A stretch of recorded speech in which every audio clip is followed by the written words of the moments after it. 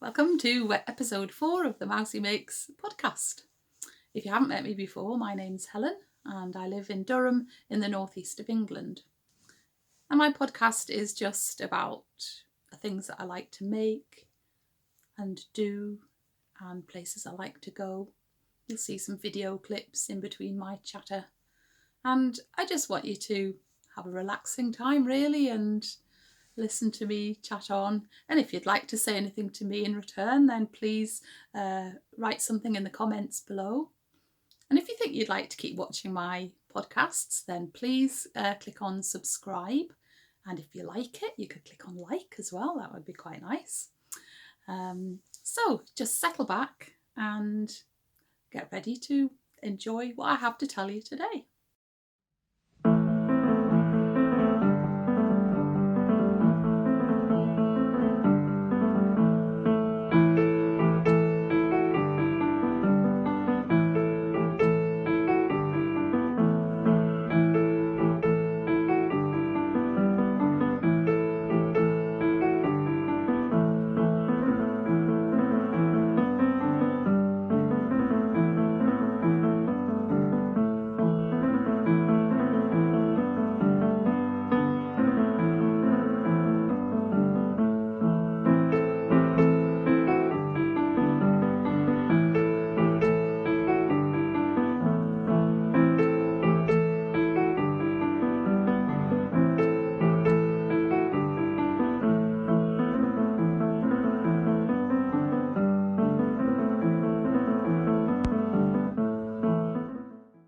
So since I made the last episode of my podcast, I have been away on an absolutely lovely holiday. I've been right to the far north of the UK, to the Shetland Islands. It's the first time I've been there to visit, and we had an absolutely brilliant time, even though the weather wasn't really very nice, but you know, there you go. And we got there by driving to Aberdeen and then went on the ferry, which is overnight, and arrived in Lerwick on first thing in the morning, and went to our really lovely accommodation that we had not far from Lerwick. So in today's episode I'm going to show you some of the things that I bought while I was there, which I think are probably all knitting related in one way or another. I'm going to show you one or two things that I collected. I'll show you one of the knitting projects that I was working on while I was there. And I'm going to tell you a story about a remarkable Shetland lady who lived in Victorian times, who actually was also a knitter, so it's very relevant. And you'll see a few video clips as well of places that I went to around Shetland, and they are going to be backed by me playing the piano, and mostly I think I'm going to play some traditional Shetland tunes. So I hope you'll enjoy them. So I'll give it a nice Scottish feel by playing those for you. So let's get on with things. I think so. First of all, I'm going to show you some things that I bought. And the first thing I'm going to show you, just a tiny little thing that I bought from when I went to visit the Lerwick Museum. I bought myself a little notebook, which looks like it's got Fair Isle knitting on it. Actually, you could buy notebooks which had got actual knitted Fair Isle on them, which were quite expensive, and I just felt like I might have a go at doing that myself sometime, because I like doing colour work, as you will see later. So that's my little notebook. And I also at the museum bought some beautiful wrapping paper in the Fair Isle pattern. So I have one or two very lovely knitting friends. Ooh, sorry if that was too rattly. Knitting friends who will definitely appreciate having their gifts wrapped in a picture of knitting. Okay, what else did I buy? Well, I couldn't resist buying these two little things, which here is a teeny tiny Fair Isle jumper. I don't know what I'm going to do with it. I just loved it, and so I just had to buy it. And also a hat, which actually in the shop said it was an egg cosy. Well, I don't tend to use egg cosies, but I just thought they were really lovely. So that's those. I did buy some yarn. I bought a yarn actually that was from a place not very far from Lerwick, and it's yarn that's being just been released really. I think in July they produced their first yarn. It's called Asteroo. I just got it from a farm shop near the croft where the yarn is produced. So that's its name, Asteroo. So I got this lovely pale pink, and I got this yellow, and I got some green and a creamy colour. And I did mean to go back for some more before we left, but I decided I would quite like some of the dark grey that they did, but didn't get the chance to go back. So never mind, I will do something with those, and probably it'll be some Fair Isle pattern, because, well, you know, the wool is from Shetlands and that's the style that goes with it. Okay then, what else did I buy? Well, actually, this one I didn't buy on the Shetlands, but it's this book here, and this book was one that I looked at in the cottage that we were staying in, and loved it, and thought, oh, I'd like to have one of these, and couldn't find it in any of the shops that we went to while we were staying. So I ordered it, and it was almost waiting for me when I got back. I think it arrived the day after I got home, and it's a really, really lovely book by designer Kate Davies. And the thing that I really like about the patterns in this book is that each of the patterns relate to some aspect of life in the Shetlands. So there is the first design relates to lighthouses. So it's this lovely jumper here, short sleeve jumper there. That one's called the Stevenson sweater, and of course the Stevensons were great lighthouse builders. Then there is this one here, which is called Puffin, and which uses the obviously the colours of the puffin in summertime there to make that beautiful yoke. I think that's there's two options. It's a sweater, but you can just make a mantle without making like a whole sweater. You can just have it as a little warmer around your shoulders.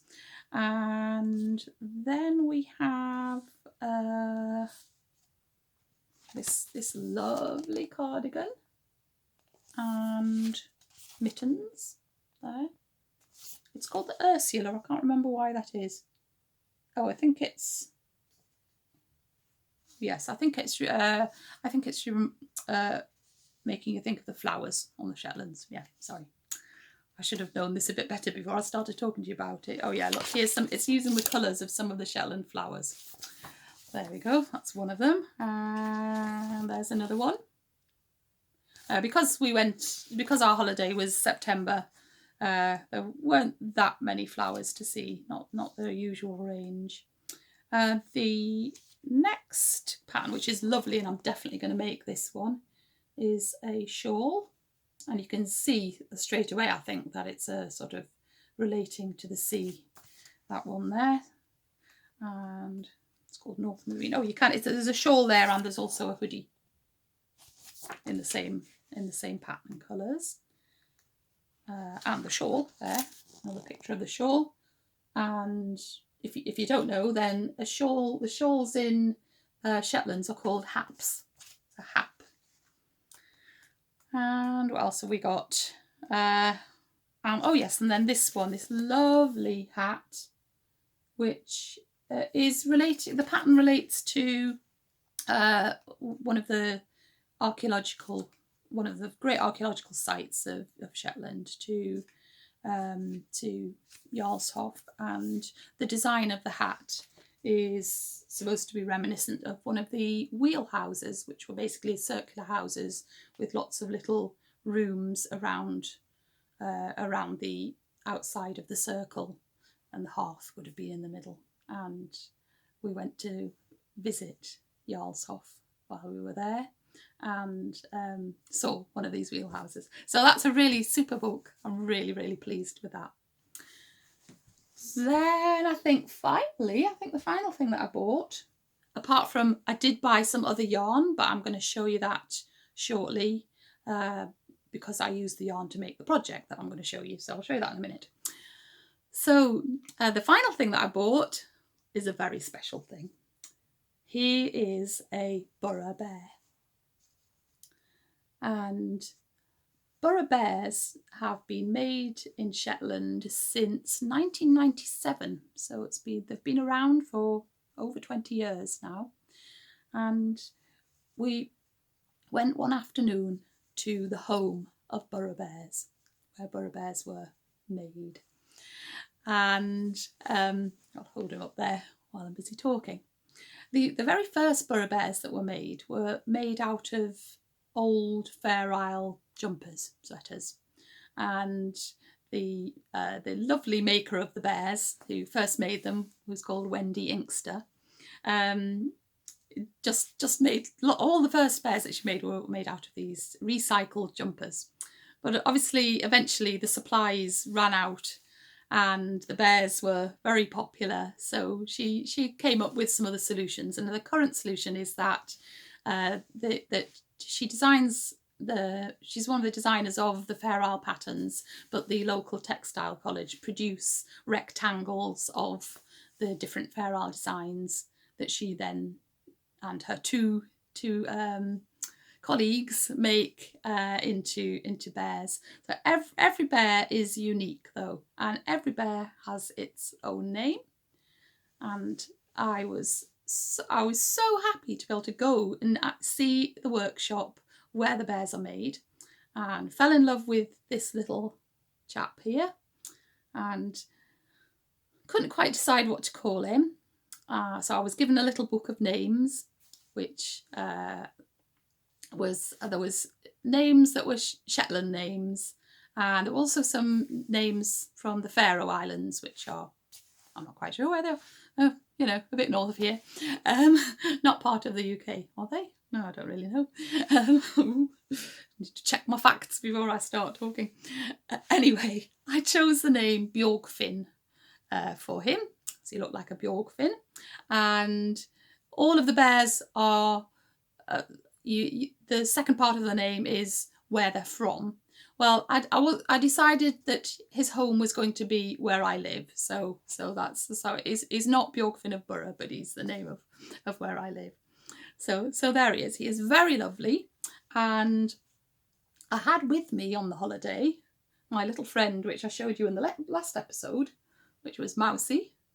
And so now Mousie and Bjorgfinn are absolutely the best of friends. And they travelled about with us in the rest of the time in the Shetlands after I'd got him, and they've had their photos taken in quite a few different places.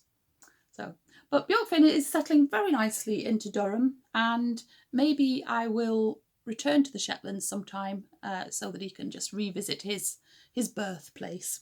So there we go. That's Bjorgfinn the Burra Bear.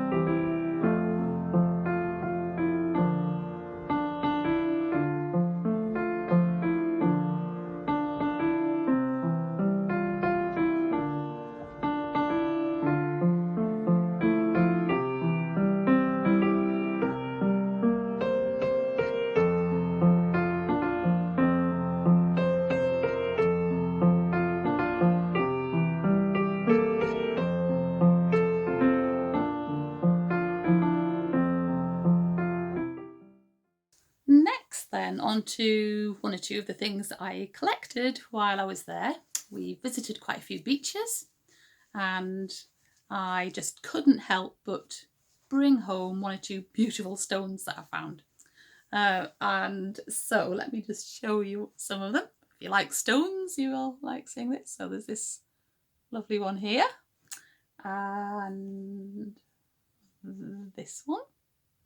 It's got some lovely speckled pink and cream and dark green. Really nice one, that one. This one here, which has got some lovely subtle markings. And this one, again, it's just sort of similar to that other one with pink in it, slightly darker though. And this one I liked all of the pink in with the dark grey. And finally this great big one here, which is just a very plain grey, but my husband took rather a liking to it, and he actually requested that I crocheted over this. So I felt very happy because I've been, as you might know from previous episodes, I've been a bit obsessed with crocheting over stones, and I didn't know if he really liked them. I think he must, because he asked me to do that for him. And it's his birthday soon, so that'll be one of his birthday presents. Okay, and the other thing that I kept collecting was just tiny bits of the sheep wool that I picked up from the ground. This is just a tiny bit of it, but I loved it because I think you can just see there, it kind of has little kinks in it. It's really curly, and I loved the sheep in Shetland. There were sheep absolutely everywhere, and they were all really friendly. They had really happy faces. I decided that they were very happy sheep and they liked living in the Shetlands, so that was really nice. I did take several projects away from me, but the only one I'm going to show you today is the one that relates to the Shetlands.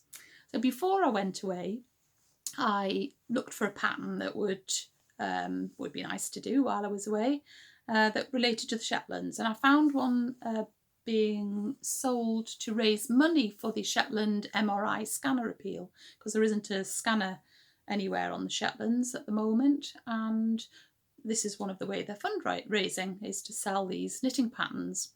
And they've got, I think the first pattern possibly they did was for a hat, but I decided I didn't want to do a whole hat, and they had a pattern for a headband or ear warmer, and so that's the pattern I got. So as soon as I think the first day that we were there in Lerwick, I went to a shop selling yarn and bought all of the colours that I needed. So, and it is, and I discovered something I hadn't realised before, which is that I thought that the Shetland yarn was called Jameson, and I didn't realise that, and I'd heard of Jameson and Smith, but I didn't realise there were two separate kinds of yarn. Anyway, this isn't the Jameson and Smith one, this is the Jameson Spindrift.